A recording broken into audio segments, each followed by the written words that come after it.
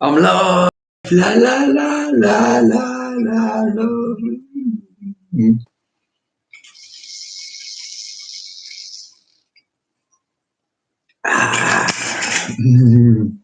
Sorry.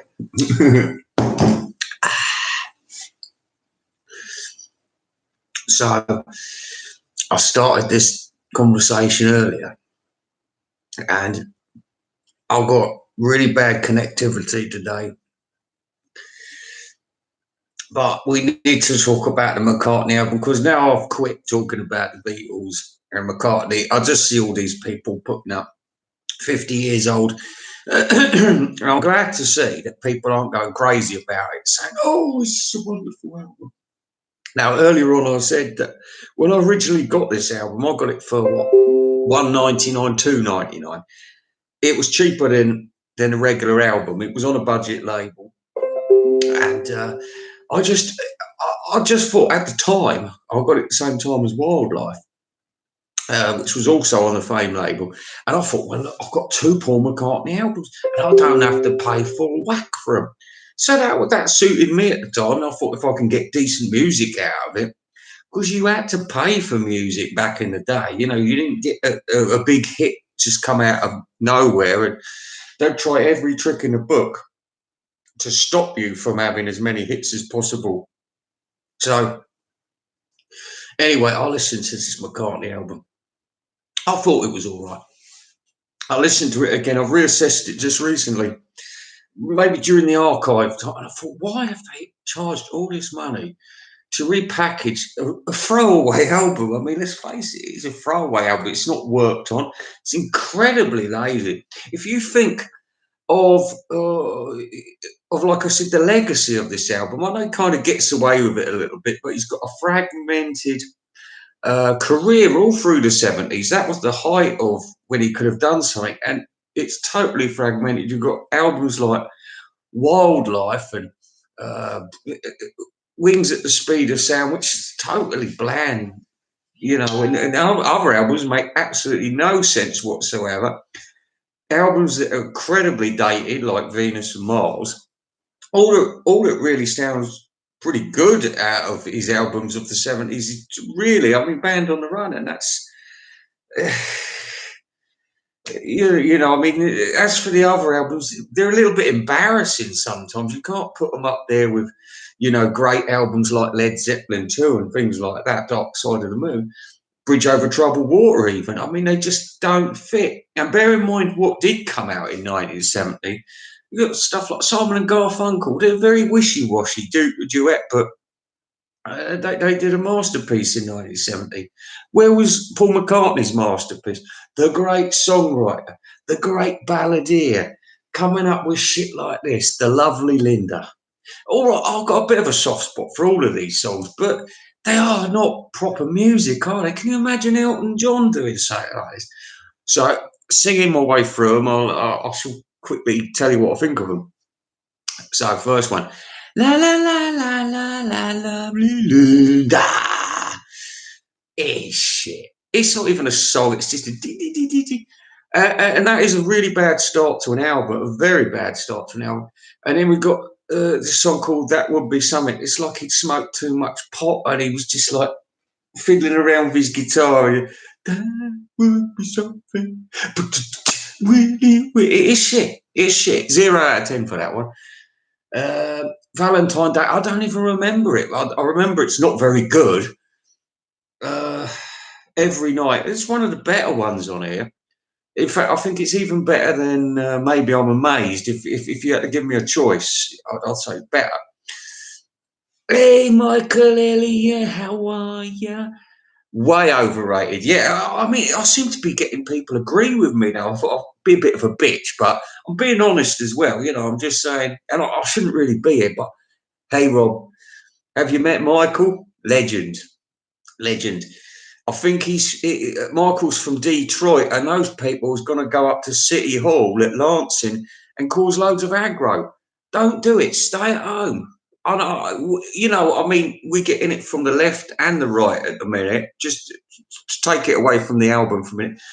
But the right wingers are getting all arsey about civil liberties and things like that. And the lefties, they're always moaning about everything. So we're getting two extremes. And you think, well, why don't you just do what the government are telling us to do? The government might be wrong, but at the end of the day, do you want to take a chance? Do you want to take a chance, get out there, and possibly die as a result of it? That's what you got to think about.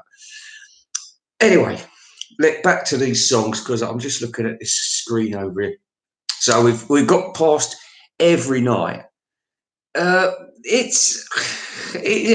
couldn't have taken Paul McCartney too long to write this song. Any of these songs, the lyrics are all very flat. You know what I mean? Very just made up on the spot kind of lyrics. As I said before, the man needs a thesaurus desperately. And this is another problem. Paul, although he's got a talent for thinking up a tune in his head, I mean, it must be difficult for him to work with other producers and people like that because he can't write. He doesn't understand writing music. To him, it's like a dyslexic looking at a do's and don'ts in the zoo. He doesn't understand music, so therefore he struggles. Like I said, he can think up a good tune, but then when it comes to writing up the lyrics, I don't know why he's so. He's got a very small brain, very small scope with words. He's not a wordsmith. I mean, it's like he's read a newspaper, like John used to. Read a newspaper, got some good words. I'll use that in the song. And sometimes because they're doing that quite a lot, none of their songs tell a story. None of their songs make any sense. Even Eleanor Rigby, it doesn't tell a story. Not like Coward of the Garrett or Lucille or something like that. Not good. Most of these songs are just, they'll try and tell a story like Rocky Raccoon or something, and then they just sort of don't go anywhere. You don't get the full arc of the story. Now that shows that he isn't a great wordsmith or anything like that. Yesterday, I don't know where that come from. Very simple song, but perfect in every way. Anyway, let's have a look at these. Yeah, Rob. I mean, what are you gonna do? I bet John Heaton's a fucking lefty as well. Always people like that, you know what I mean? Because they live in their posh house and everything, and they look at and read the newspaper. Oh, this is terrible, terrible, terrible. And if we must let all the immigrants come over and live in this country. We must do something. And so, all right, John Heaton, hey, why don't you let those immigrants come and live up in your house in the countryside? Anyway, I'm not picking on him, but he definitely a lefty because them types always are. His best things he did was with the Beatles, of course. Gaz Riley, a man like you just put in perspective. Have I woken up this morning and everybody's woken up with the right head on? I mean, I was so used to arguing with his arseholes. You don't know what you're talking about. I had some bloke. Now, Red Rose Speedway is not a good album, is it? It's a mess. It is a messy trying to recapture some Beatles medley shit. And it's crap, really, isn't it? It's a very poor man's McCartney, very poor man's. All right, it's got my love on it, but I personally want more than one good song on an album. If I'm going to buy that album, otherwise I'll buy the single. That's that's what we got to do. It's always the big single. Now let's see what the album's like. At Red Rose Speedway, I basically said it was a bunch of shit. And some bloke, he got in touch with me and he was horrified. He's, oh, how could you say that about Red Rose Speedway? And he got really upset. And I thought, hey, chill out, baby. It don't matter. It's a crap album. You like it? Go ahead and listen to it. Go and listen to the double album of it. But personally, I'll go and listen to something a bit better from that year. A bit of Don McLean, Slade, T-Rex, anything, but not that.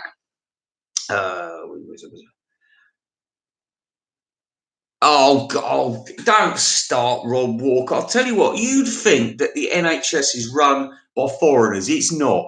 They said that there's about 87% of of people working in the NHS are British. All right, they might be black, they might be white, they might be brown, but they are classed as British. We don't fucking need immigrants to run our health service. I totally agree, Michael. This is just basic, isn't it, Michael Elliott? It is totally basic. Band on the Run is his best album.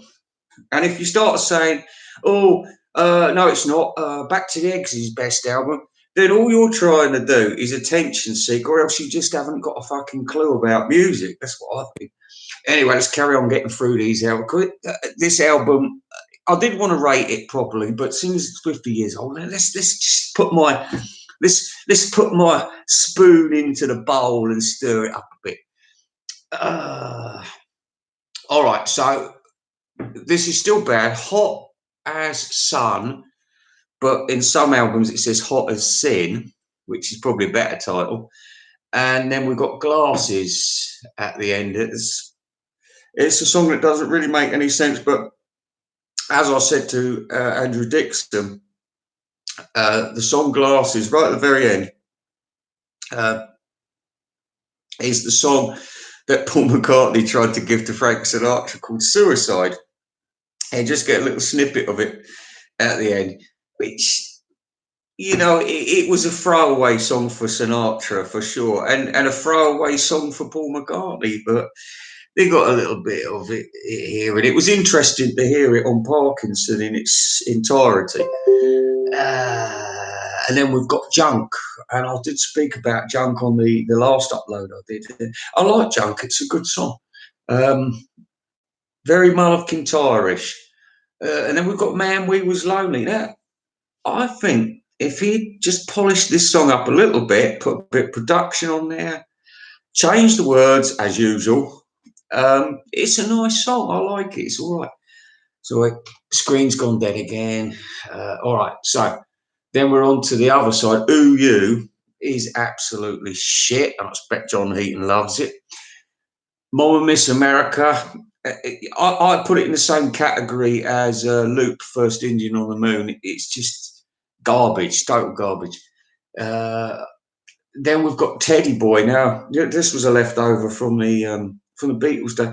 I don't understand what kind of an idiotic mind can write such a stupid song. This is another one where it could have been a story, and yet again McCartney just doesn't turn it into. He can't turn it into a story because his mind doesn't work that way. So he's just turned it into a couple of verses which don't go anywhere and a silly little chorus, which is pretty fucking stupid, to be honest with you. Sing Along a Junk, why did they put that on? It's just junk without the words, so forget it.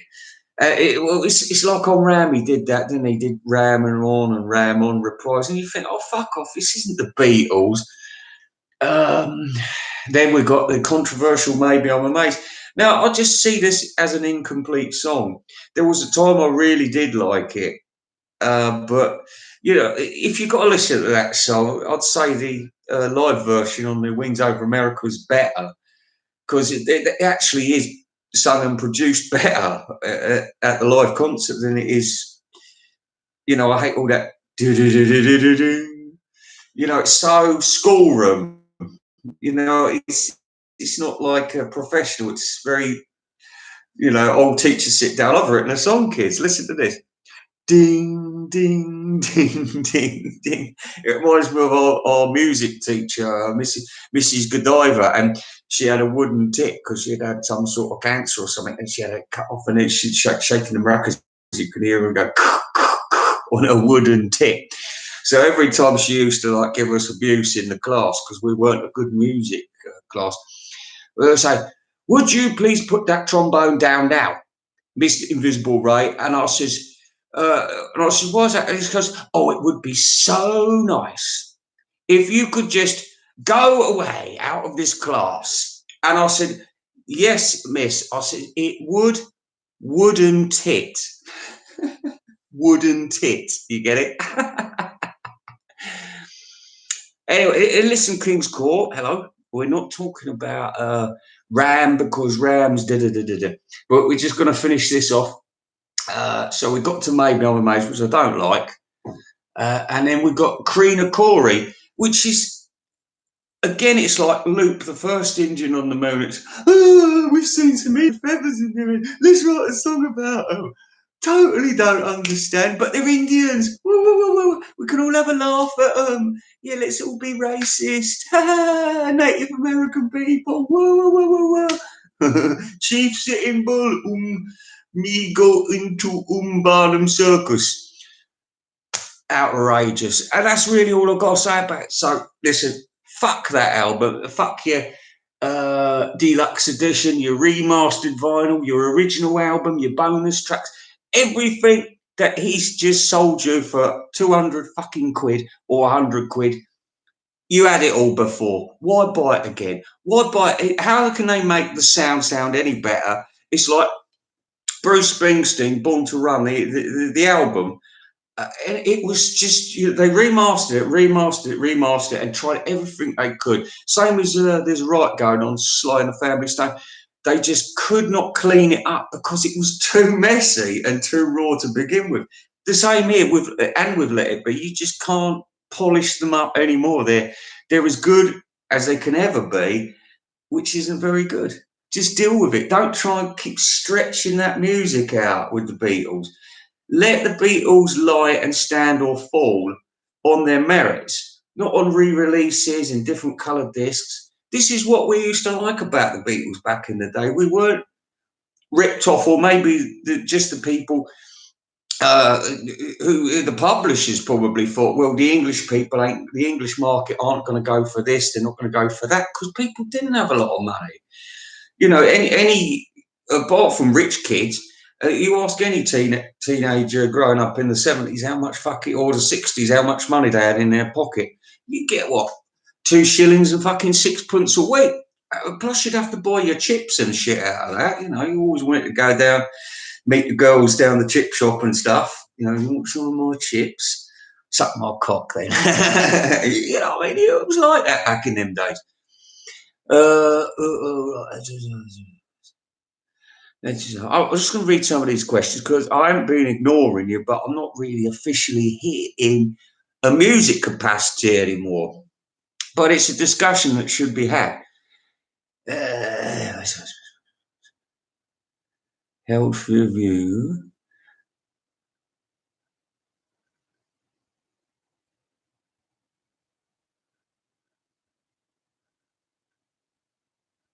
What? Rob Walker, wait a minute. Let me show this. This is serious information about Andrew Dixon. I thought Andrew Dixon was just a regular guy like you and me. I'm not like Andrew Dixon. He looks like fucking young Richard O'Sullivan. I'm much better looking than that. And he had, I tell you, did anybody see this? But he did that thing. He had the worst T-shirt I've ever seen. Now, I thought Ken Michaels' Press to Play single cover T-shirt was probably the most crappiest T-shirt I've ever seen. And in second place, jointly, Rosie O'Donnell, Caitlin, and John Heaton had the All Things Must Pass T-shirt. I thought this is the most boring T-shirt in the whole world. But Andrew Dixon's Sergeant Pepper T-shirt, where the fuck did he get it from? It's awful. It's the worst T-shirt. It just looks so wrong.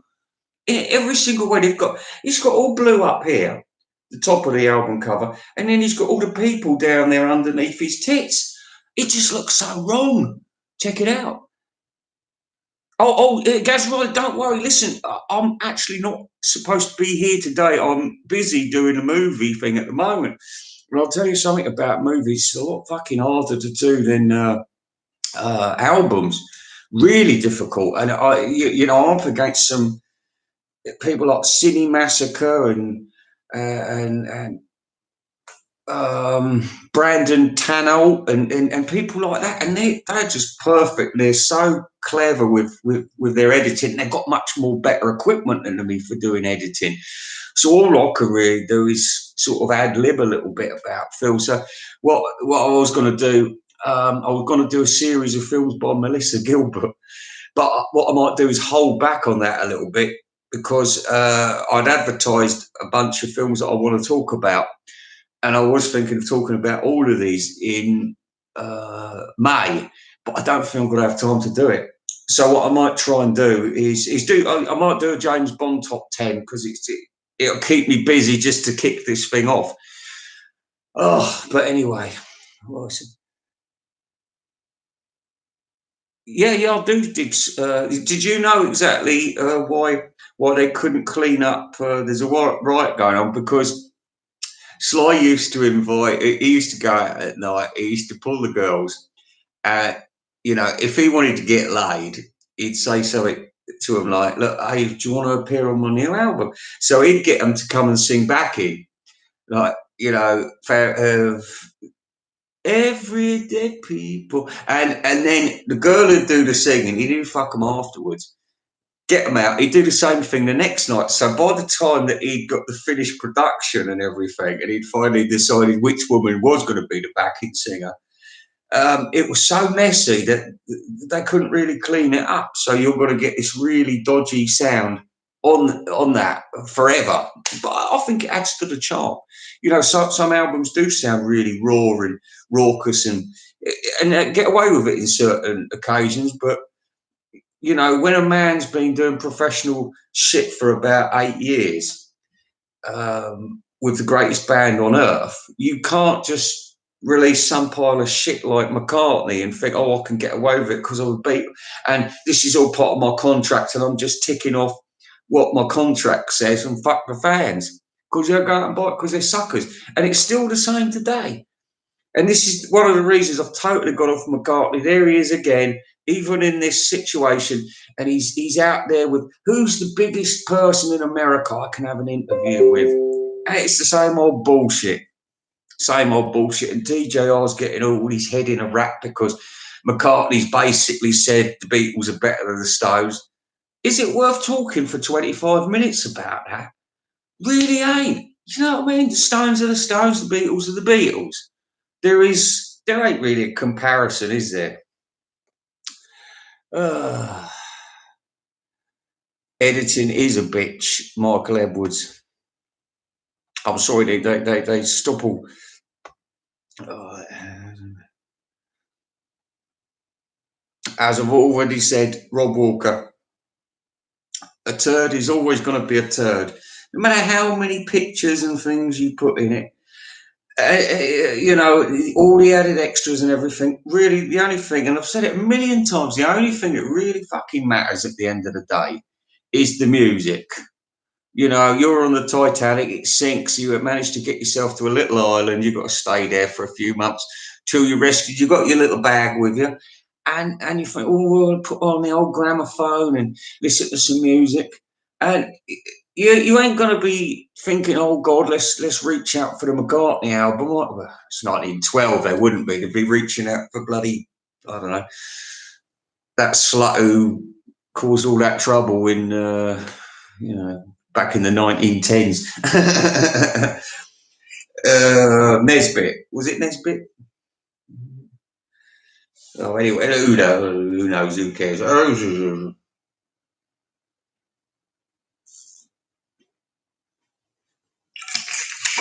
Right, that's that bottle of vodka gone. Oh, got to get hold of some more booze. Ran out. Uh, yeah, well, Rob Walker, I'm assuming we're about the same age, and yeah, it was tough, wasn't it? It was tough times.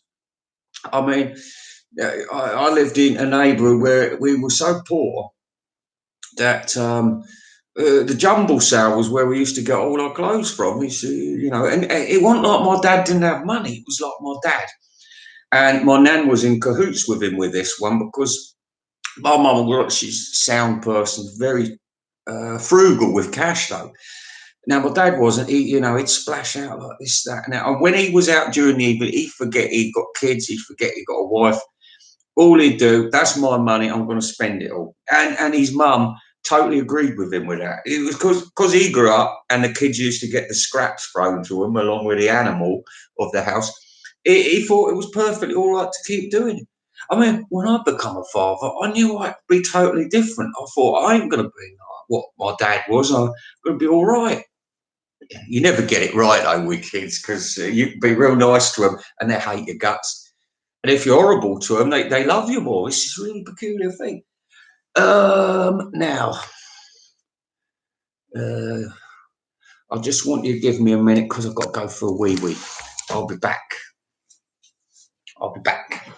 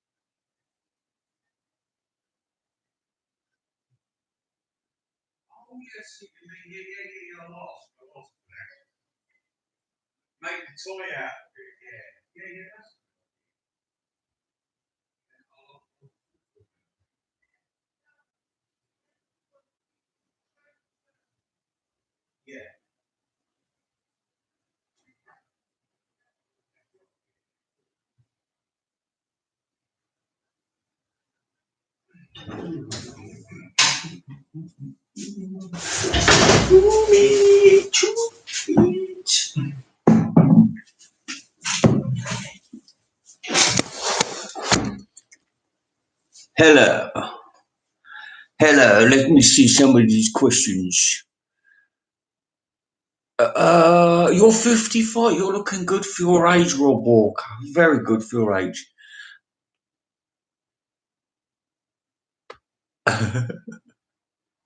Oh, I didn't know that. I did. You know, I didn't even know Michael Elliott. I didn't even know Slide was still alive. To be honest with you, it's a family affair. It's a family affair. I'm sorry, Michael Elliott. I'm sorry. My manager used to be Michael Edwards, and do you know what the funny thing about it was? Now I've got to tell you a bit of a story. He was married. He was from London, and he was married to a black woman, and the first thing he told me, and rightly so in a way, because you work in some places, if it's mostly white blokes, they do get incredibly racist. It's throwaway comments. It's not serious. It's not like they really feel that way.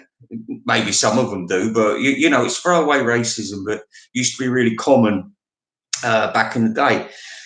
Anyway, problem is because he was married to this black chick, and he was sort of saying to me, "Oh, by the way, I'm married to a black woman," and I thought, "Well, it's a bit in your face," but I thought, "Oh no, I see what you're doing at," because before I start saying dodgy comments, you're basically saying don't say dodgy comments. But what happened was because he used to smoke a load of dope, and I'm talking £43,000 worth of dope in about 3 months. So that's a lot of dope, and that also equates to a lot of paranoia. And anyway, he was he always used a baseball cap, and he'd come in, he'd be so paranoid that he'd have, like, you could just see these eyes sort of peeping out like that. And he was too frightened to speak to the boss or anything. And it was so funny. And one day he was hiding behind all the machinery because he thought we was talking about Nelson Mandela. And another time he brought in this book, and he's reading it like this, coming in through the door. My Struggle, Adolf Hitler, or whatever it is. My Struggle by Nelson Mandela. Oh, it's amazing what that man's done. It's amazing. And he wants us all to join in, and he's watching us to think, right, now I'm going to find out which of these cunts is racist. So anyway, we all started. Oh yeah, yes. No, I haven't read the book. Why haven't you read the book? Well, it's not really my scene. I like porno mags. But oh no, you're an arsehole, you're an ignoramus because you didn't follow the South African struggle. And it was all kind of like that. And then it used to make you feel quite resentful. You think, hang on a minute, why are you treating us all like we're fucking racist? And we're not racist, but because you're hiding behind machinery, all you want to do is try and catch us out to say something about fucking John Fashion, who acted like a complete prick on I'm a Celebrity the night before, but because he's black, Michael Everett come charging down, oh, you were all ignorant. And I thought, well, if he'd been white, though, you would have thought the bloke was a prick as well. Anyway, so that's why you was Michael Edwards, but you're not Michael Elliott. I'm sorry.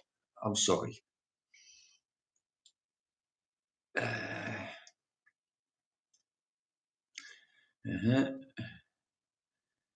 Invisible P. Well, it wasn't bright yellow. It was a bright yellow cable. Oh.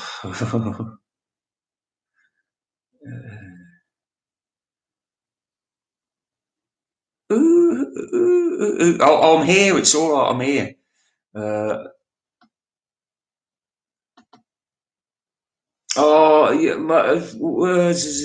King's Court.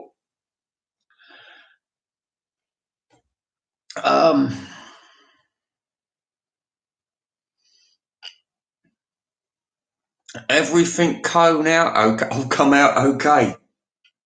Yeah, I suppose so. Yeah. Oh, by the way, I wasn't taking a dump. Gaz Riley, my wife, she grabbed me on the way through because I wanted to see if there was any more booze in the house, and I couldn't sort of say, "Oh, is there any more booze?" Because she said, "Well, you're not having any more today because you're taking advantage of this Corona situation." But I really do want to get some more booze. Maybe I say, "Listen, we need some carrots." I've been doing some lovely cooking this weekend, and my cooking, if that was an album, it'd be fucking messy to play it because it's like a shepherd's pie, and it'll be going all around the mashed potato.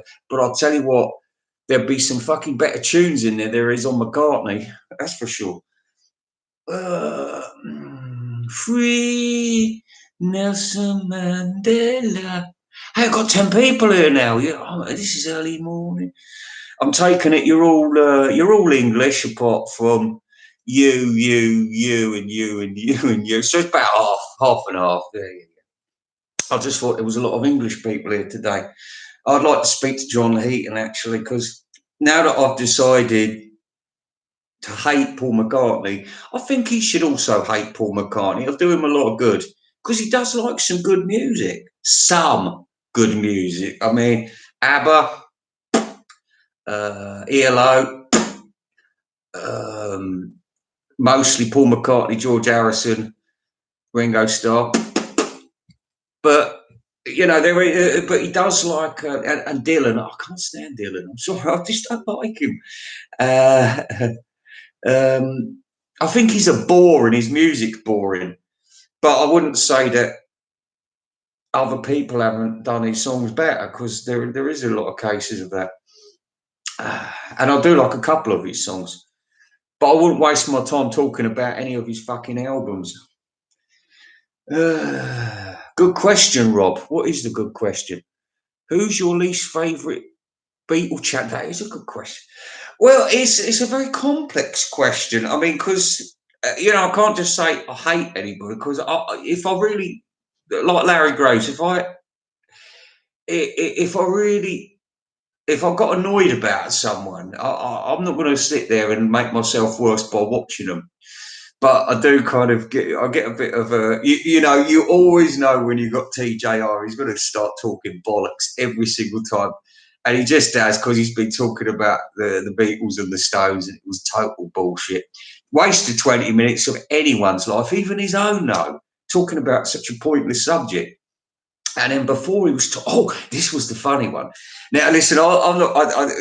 Part of the reason I've quit is because I don't want to get bitchy about people, but you're such fucking targets sometimes. You know, I mean, you put yourself in this position. And TJR's done it again. He said he had a dream about years ago that he thought of a sequel to Yellow Submarine called Return to Pepperland. Now, I mean, is that just ripping off Return to Oz, if you like? I mean, come on. You might have had that dream, but I'm sure 60,000 other people also had that dream. And nobody's going to be making a Fantasia Beatles version. Walt Disney will not get involved down that road. You know why they won't get involved down that road? Because the Beatles aren't a big enough deal for them. No. Robots, dinosaurs, cartoons of animals. Do you know what I mean? These things, they do hit the mark every single time. But with music, it's very, very, very... There's not many rock films, documentaries. I mean, like I said, I heard them talking about that George Harrison documentary the other day. Now, when my wife said, I've downloaded this for you, it's George Harrison thing, and we sat there and watched it, and I was pleased. I thought, oh yeah, it's good to have one about George as well. And then I realised, hang on a minute, his life is incredibly boring. His music's not that good, and we've just got these really nobody people talking about a pointless life, which is, here's High Point coming up, was the Travelling Wilburys. A bunch of old cunts who couldn't sell an album, but you know, between them, and they're all just getting together, make crap. And the 1970s heads going, oh yeah, it's so great to have these wonderful people here. Ask a kid today about the Travelling Wilburys. Do they give a fuck? Have they ever heard of them? No. So I don't know why these people get in such a big rap about it. Anyway, let's see these questions. What's this about Return to Pepperland? I know. Have you seen it, Rob Walker? I mean, I thought that as well. I thought, oh my God. I think even Paul McCartney's done this dreadful song called Return to Pepperland as well. So it's not even his fucking idea. Why don't I'll do the next TJR video. Rupert the Bear only had one adventure with Paul McCartney. Well, I think it's about time that he released a whole series of videos via Walt Disney Corporation and have frogs going. I'm a frog. I'm turning into a frog. I'm a frog. Anyway, I know what I'm talking about. Let's read some of these questions. King's Court, come. We do.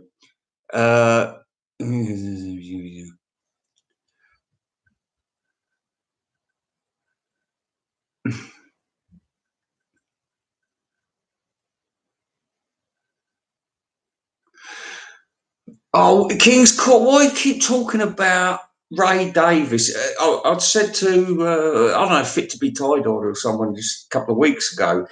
He said he was getting a little bit bored of all the Beatles talk all the time, so he's heading towards the Rolling Stones. I says, well, I'm off the Rolling Stones because to me that was about mid '80s to mid '90s for me, and then I kind of went off them. I think they're a bit of a joke band, to be honest with you. Now they're just caricatures of themselves. And I think any good music they did make was done before Brian Jones died. But yeah. I forgot what I was talking about.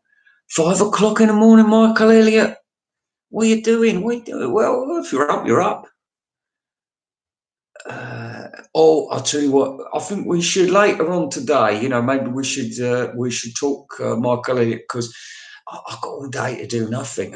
Hopefully, I can get down to the garage and get a couple of beers because I've got a few problems at the moment. It's to do because I was supposed to be working on a project in Abu Dhabi and they can't get me out there, and so I'm working via the computer at the moment to try and. You cannot teach people what to do like this. I'm sorry, it's so difficult. You really physically have to show people things, and it's really difficult. And it got me stressed because I had about 6 people phoning me up the other day and saying, we need you to do this, we need you to do that, and you've got to tell this person to do that. And I thought all these telephone numbers and everything, I was fucking up all the codes. It was awful. So I'm sort of stuck at the moment a little bit, and I've really got to get out of the country quick. I have.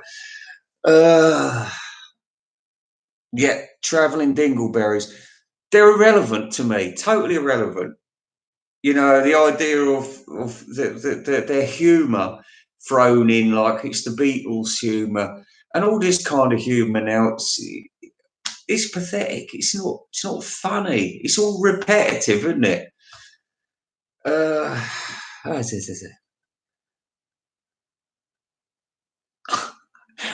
don't know because I've stopped caring about the Rolling Stones for the last 10 years. All you kept saying was the same old thing. You did, and then you see a bunch of fucking geriatrics strolling on the stage, probably being carried on the stage now, and it's ripping people off, isn't it? Because how are you going to get? Would you ever have thought in your lifetime that you would be wanting to get to a gig where people in their late 70s, early 80s are performing? Would you really think that?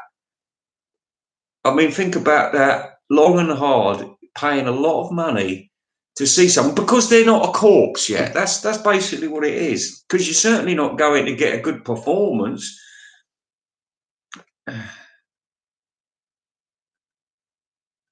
Oh yeah, you do that. You do that. Give me some idea what kind of time though, because uh, yeah. Well, I don't know. Whatever it is in America, about 11 o'clock or whatever. Yeah, and pay hundreds of it. This is what I can't understand. This is. You see, I was lucky because my wife in the early or the late '80s viciously sold my entire Beatles collection to just to antagonise me. And once it was gone, there was nothing I could do about getting it back, And she sold it all for 100 quid, and it was worth a lot of money at that point, a hell of a lot of money. And these things are even more rare now. But it's gone. What can I do about it? It's shit. It happens a lot in life. Something will happen. It'll just turn years of your life upside down. But you put yourself in these positions, and I've put myself in that position. I've married the cunt, and this was what happened, and it was a very messy business, a very messy business. But after that, I didn't even buy the Beatles again for a few years. I sort of. I don't know. I think I started buying. Well, I bought a couple of tapes after I got divorced. Collection of oldies and Rubber Soul and a couple of other ones, Magical Mystery Tour, I had about 5 or 6 of the albums, but then I started concentrating on other music, not anything in particular, but just music of my contemporaries. And but then a few years later, about 95, I started buying all the CDs again.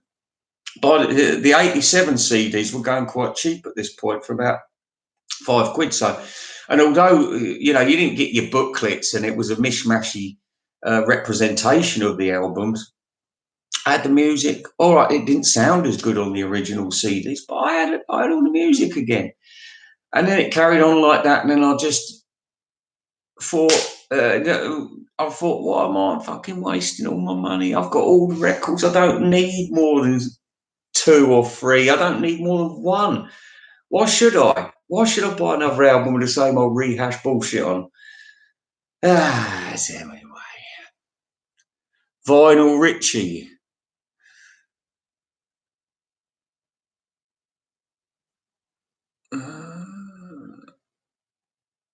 Oh, yeah. Well, we know about Pete Townsend. We know about Pete Townsend, and you cannot defend a paedophile. That's the problem. And like I said with TJR and his, should it be called Daltrey and Townsend or the Who? Yeah, of course it's going to be called the Who, because you start mentioning the name Townsend in England, people are going to say, "Oh, Pete Townsend, fucking paedophile." Yeah, so it's not like Crosby, Stills and Nash, is it? You can't just say, "Oh yeah, I'm putting my name out there because I'm an individual artist." When you're Pete Townsend, you've got to like try and actually, I'm part of a group called the Who. Remember us?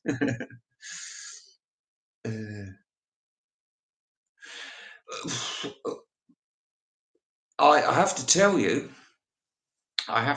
you, Brian, that I've got no time for that. I used to have a mate who's really into black music, and he went to go and see the Four Tops of the Temptations and all these different black bands, and they'd either have just one non-essential member singing, or else. And I thought, well, you're not actually seeing the Four Tops or the Temptations. You're seeing more or less a tribute band, but you're paying top dollar because they have got the official name of the Temptation. I mean, but then I think it's just as relevant that you're not watching the original artist and paying top dollar as it is watching the original artist who's too old to do the job anymore, to sing those high notes. I mean, like I said, it was a couple of years ago, Art Garfunkel was in town. My wife, she quite likes him, and she said, "Oh, should we go and see Art Garfunkel?" And I read a little bit of the write up to it, and it said, "Well, he can't hit those high notes anymore." I thought, well, he can't hit those high notes. He's got a chance that he's got his tone deaf son at the gig with him. Why am I going to go and see it? Why? I can listen to Bridge Over Troubled Water at home, enjoy the beauty of Art Garfunkel's voice without having to pay money for a gig, spend all the money to get up there, get a hotel for the night, take my wife, who might think it's a bunch of shit, and what's the point of it all? You're just going to see somebody who was somebody once, but isn't anybody anymore. It's like saying if General Patton or Napoleon or somebody was great general and they got brought out of retirement because there was a threat to the enemy, but it was 20 years later. And you think, well, let's get him as our national hero. He can save the day for us. But Napoleon or Patton wouldn't be the same general they were 20 years before. They wouldn't know quite how statistics and battle plans have changed. They wouldn't be up to it. But, as a morale thing, maybe. But even Joan of Arc wasn't a morale thing in the, even her troops realised she was just a nutter.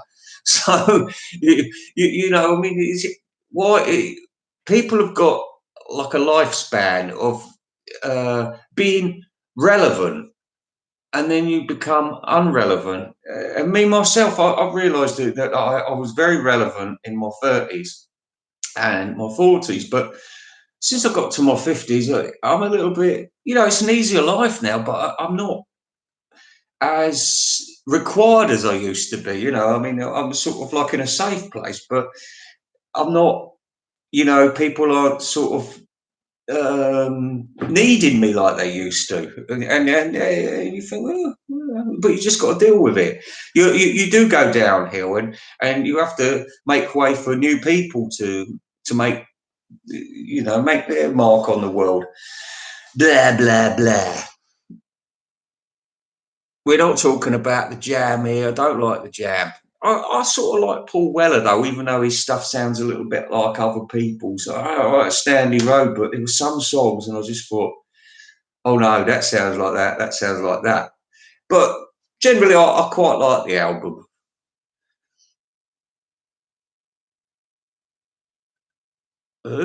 Yeah, I've never heard it. Hey, has anybody heard that TJR keeps talking about this band called the Paper Cups or something, and they didn't get nowhere in the '60s, but he's trying to bring them back. Like old Kenny Loggins is trying to say that the greatest Beatle album was Press to Play. It's just all he's doing is he's trying to make a mark for himself to say, look, I'm an expert, and my opinion is this.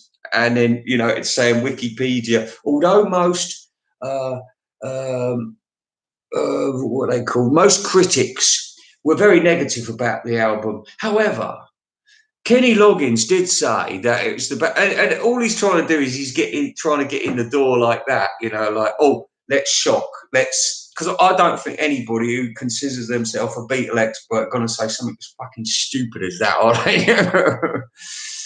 Oh yeah, back to the question about who is the most annoying Beatle. Well, it's just a very difficult question.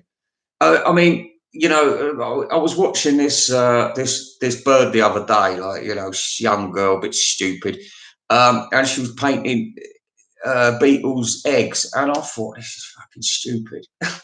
This is fucking stupid. I mean, I'm not here to say, oh, do this, do that. You've got to be on this level, otherwise you're irrelevant. No. You can be as stupid as that, but I'm just saying, I could watch it and I think this is a fucking pointless waste of time. Why don't you go out and suck some bloke's dick? That's what I'm thinking. Rather than doing this. You know what I mean? When I was 16, I was out fucking on painting fucking eggs. The paper cups, yeah, something like the paper cups. You'll have to check out. He says, whatever happened to the paper cups?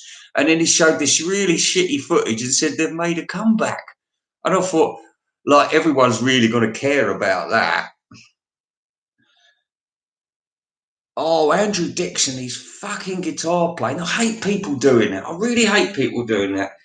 It reminds me of Mike Reid. Do you remember Mike Reid on TV? And he used to think he was Cliff Richards. And he'd come on and he'd go, ding, ding, ding, ding, ding. And I thought, oh, yeah, you're a rock star, mate. You're not. You're a fucking DJ that knows nothing. And, oh, by the way, he liked to be called a broadcaster.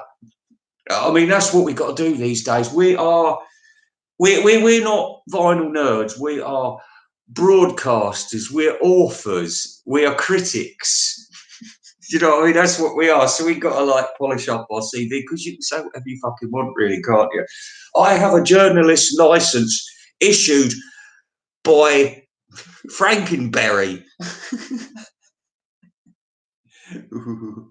Ooh. Anyway, listen, I've got to go because I need a cigarette, and for that I've got to get naked, and I've got this Coca-Cola. I can't drink it at the moment because I can't reach my mouth. The paper cup. So what you've got to investigate is TJR's last two videos, how to make Beatle Easter eggs, Talk More Talk, and their terrible choices for the best solos, free records. And and by the way, that Womack bloke was back. Didn't he fucking look like Timmy Mallet, eh?